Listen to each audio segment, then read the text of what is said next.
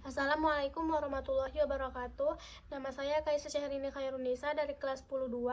Di sini saya akan menjelaskan tentang apa itu hadis dari mapel Al-Quran Hadis. Yang pertama yaitu hadis secara bahasa. Hadis secara bahasa dibagi menjadi 3. Yang pertama al-jadid. Al-jadid itu artinya baru, lawan kata dari al-qadam yang artinya lama. Oleh sebab itu Al-Quran sering disebutkan sebagai kalam qadim yang artinya kalam yang paling lama. Nah, sehingga sesuatu yang datang dari Allah disebut sebagai hadis karena dia berupa perkataan yang baru. Yang kedua yaitu al-qarib, artinya dekat atau baru saja terjadi. Dan yang ketiga ada khobar, yaitu berita atau informasi yang disampaikan seseorang kepada orang lain. Adapun hadis sesuai dengan istilah yang artinya sesuatu, yaitu berita atau informasi yang disandarkan kepada Nabi Muhammad SAW, baik berupa perkataan, perbuatan, takrir atau semisalnya. Namun pengertian hadis secara luas ini berarti tidak hanya disandarkan kepada Nabi Muhammad SAW, tetapi disandarkan juga kepada sahabat dan tabi'innya. Dengan demikian, hadis menurut pengertian ini mencakup segala berita yang marfu, yaitu yang disandarkan kepada Nabi Muhammad SAW, yang mauquf yang disandarkan kepada sahabat Nabi SAW, dan yang maqtu yang disandarkan kepada tabi'in. Jadi, hadis adalah segala sesuatu yang disandarkan kepada Nabi Muhammad SAW selain Al-Quran maupun perkataan maupun perbuatan atau ketetapan yang terkait dengan hukum. Hadis dibedakan menjadi empat macam, yaitu yang pertama ada qauliyah, yang kedua ada fi'liyah, dan yang ketiga ada takriyah, dan yang keempat ada hamiyah. Yang pertama yaitu qauliyah. Kalau qauliyah ini hadis yaitu berupa perkataan Rasulullah. Nah, berarti hadis dari qauliyah ini hadis Nabi Muhammad SAW berupa perkataan atau ucapan dari beliau.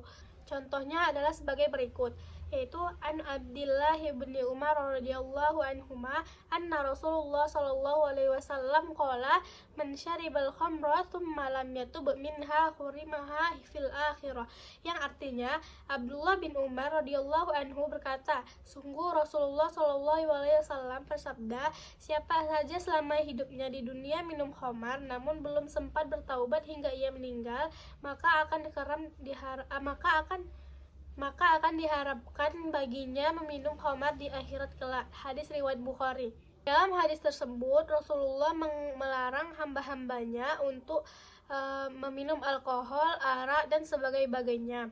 Hadis tersebut masuk kepada hadis qauliyah karena di dalamnya terdapat kata qola yang terdapat pada anna Rasulullah sallallahu alaihi wasallam qola. Yang kedua ada hadis fi'liyah, yaitu hadis tentang perbuatan Rasulullah. Nah, hadis ini biasa membahas tentang perbuatan-perbuatan yang Rasulullah lakukan yang bisa dicontoh oleh umat-umat. Hadis ini berupa cara Rasulullah melakukan ibadahnya, contohnya cara beliau beribadah, contoh cara beliau sholat, cara beliau berpuasa. Hadis ini ditandai dengan kata kana yakunu. Dengan contoh hadisnya yaitu an simakin qala sami'tun Nu'mani bin Bashirin qala kana Rasulullah sallallahu alaihi wasallam yusawwiru sufufana idza qumna lis-sholati fa iza stawaina yakabbara, yang artinya Simak berkata, aku pernah mendengar An-Nu'man bin Bashir berkata, Nabi Shallallahu Alaihi Wasallam menyamakan atau meluruskan saf-saf kami ketika kami hendak melakukan sholat. Apabila saf-saf kami telah lurus, barulah Nabi Shallallahu Alaihi Wasallam bertakbir. Nah, perbuatan Rasulullah yang disinilah disebut dengan hadis fi'liyah. Yang ketiga itu disebut dengan hadis takririyah, yaitu di hadis ini membahas bukan tentang perbuatan atau perlakuan atau perucapan Rasulullah SAW.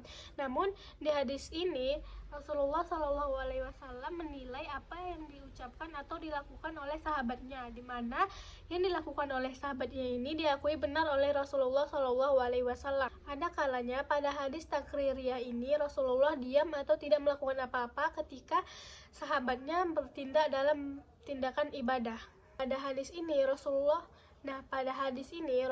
bukannya membenarkan apa yang dilakukan oleh sahabat-sahabatnya, tetapi Rasulullah menyetujui apa yang dilakukan oleh sahabat-sahabatnya. Contohnya, sholat 2 rakaat sebelum maghrib.